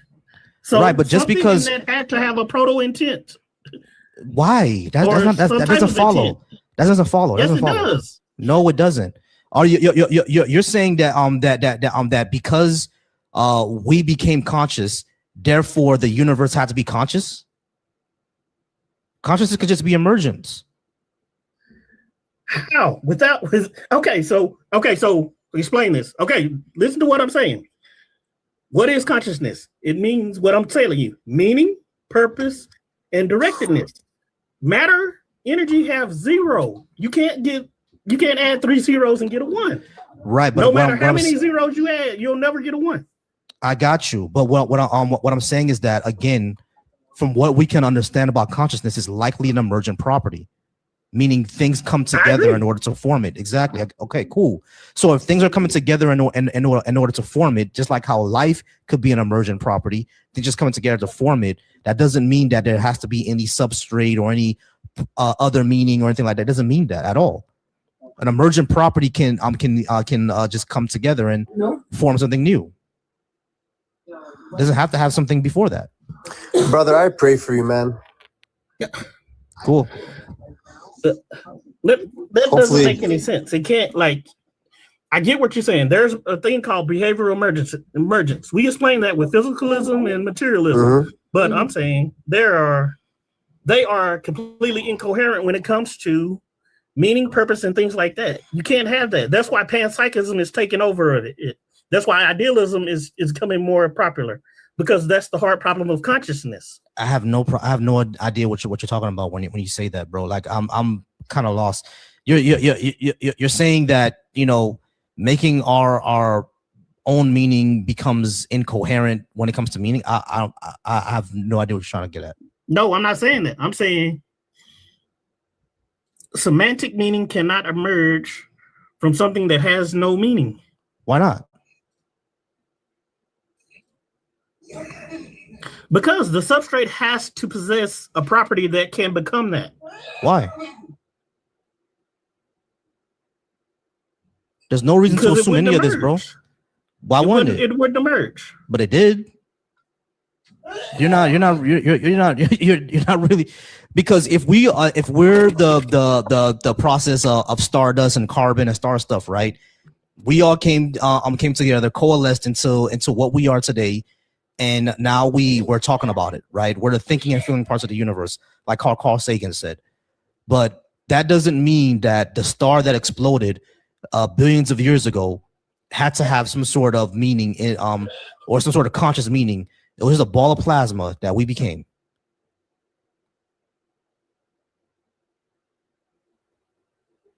I'll have to get into it, but like, have you heard about the hard problem of consciousness, right? Yeah, we don't know what consciousness Like, is or how it even emerges.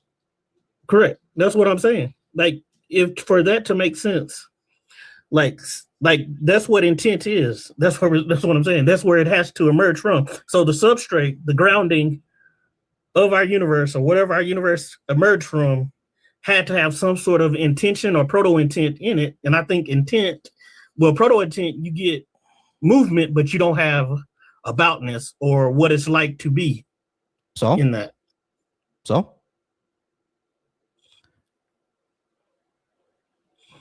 what? That doesn't mean that consciousness can't emerge in a universe like that. Illogical. You're making you're collapsing. It's identity. Not really. Something you're can saying be non-intentional and intentional at the same time. That's a false dichotomy. It cannot. They are mutually exclusive. I understand that, but you're saying that because the universe is non-intentional, therefore we had to. You're saying that the universe had to be intentional because we have intent, but that doesn't follow. The universe can be completely non-intentional, a natural process that we simply do not understand, and then we're the parts that emerge from that. It doesn't. The hard problem of consciousness is all about understanding why did consciousness emerge, right? That's all it's about. But just because we can't solve that problem yet doesn't mean that all of a sudden there's some sort of intent to the universe. It doesn't mean that those two things don't follow. No, I'm not saying there's intent to the universe. I'm saying whatever caused the universe. I'm saying I'm positing a first cause, and that substrate of wherever the universe emerged from, has what's name. I'm saying the universe is not necessary. It's contingent on the substrate of wherever it came from, because it's changing. The laws of physics could be otherwise. We have different models and things like that prove that these things could be different and could produce. Yeah, sure. Our universe could have come from a black hole from another universe. Sure, doesn't show intention. It doesn't. Correct, but whatever it came from probably did have some type of intention or proto intent inside of it. How would we even know that, but why would we even assume that? But also, in the first place, that's what I'm struggling with. Why would we assume that? Okay, so I think you need to look at what emergent principle is, and there's two things you need to look at: behavioral emergence and semantic emergence. That's where the hard problem of consciousness lies in with that, because they're two different things. They're not a knowledge gap. There's two separate domains that cannot cross. They're two different things. They're two different kinds of things. That's why when we look at neurons and things like that, I can't look at my own brain. I can look at someone else's brain and I can see it, but guess what? I have my eyesight is not going to be. So one of those probably comes first. Like the physical might not come first. The thought may come first, or the idea may come first, and then it fires something to correlate to it. Okay, sure. This really doesn't really get us anywhere. It does if you study it. If you study it and look at it, it starts to kind of make sense. It makes sense towards what? It's really like the universe is going to be a true dichotomy. The universe the substrate of the universe is going to have intent or it's not going to have intent. It's the law of excluded middle. It can't be somewhere in between or anything like that. It's going to have intent or it's not going to have intent. So that's the question that we're trying to ask, right? That's the same thing. When you say your confirmation bias is leading you towards, I don't think it's intentional. So everything confirms that it's not intentional, but you're not even looking at the other side of it, is what I'm saying. Right. Well, I'm not. I was an atheist for the 40 other, years, right? Basically. What I'm saying is that I have no evidence that the universe is intentional. So if you're going to claim that it is, you have to actually show why we would believe that. All evidence shows right now is that anything that we've ever discovered about our universe or our way of life or our world has always had a natural process. Nothing has ever had a supernatural explanation. Like ghosts, gods, demons have never been the explanation for anything. So if that's the case, then there's no reason to assume that the universe will have one either. It could have one, but until evidence shows that, there's no reason to believe it. But that's why we make the inference to the most likely case. in that situation. What evidence do we have that's the case? But the thing is, it's not even the most likely case. I think the most likely case is that it's a natural process that we don't understand, because what you're simply saying is that because humans have some sort of intention, therefore that must have came some sort of substrate of the universe that doesn't follow. Okay. And okay, so and then this the thing about that as well too, like we're not defining God as the same way. I'm saying God is that substrate or the mind that our universe emerged from, not created, but emerged from. Okay, basically. All right, not a problem. Hey, I appreciate you, Professor. Come by anytime. All right, guys. How long I've been on? I've been on for about 2 hours. I think I'm gonna go ahead and get off now. I do appreciate everybody for being here. What time is it? By 11:30. All right, cool. We had a good Nate Light one. All right. So for everybody who are in the comments, calling me stupid or asking me why I hate Christianity, there's nothing on here about Christianity at all. So I'm not sure why I pointed that out. Y'all some sensitive ass niggas, bro. But at the end of the day, y'all, I don't have the phone number up here because of what's going on with TikTok. They throttle the views if you're not on if you don't use your phone very often. So now I'm back using the phone. Next week, the phone line will return. So anyone who's in the comments, you can go ahead and call in from there. Y'all, I do have a subscriber goal. Right now I have about 3 subscribers. Let's pump that up to 10. I appreciate everybody who was out here. Appreciate anybody who watched over on the YouTube. If you're over on the Deconstruction Junction, shout out to you. I appreciate all y'all watching. If you're over on the Volcy Thoughts channel, definitely I appreciate you. Y'all are amazing. And if you're over on the Black Atheist Coalition, I appreciate you there as well. And I'm going to go ahead and get out of here for tonight, y'all. Tomorrow, I think I'll be on with Black Atheist Rants, talking about why Black people shouldn't be Christian, Muslim, or Black Hebrew Israelite. I hope to see y'all there. I may get on another live, and if I get another one, you'll see me on the Black Atheist Coalition as well. All right, y'all. So I'm going to go ahead and get out of here. Appreciate y'all. As I end every live, every man should be soft, that's secure, affectionate, wise, flexible, and thoughtful. All right. Every man should be soft. I'm going to start those lives soon as well. I appreciate y'all. Y'all's have a wonderful.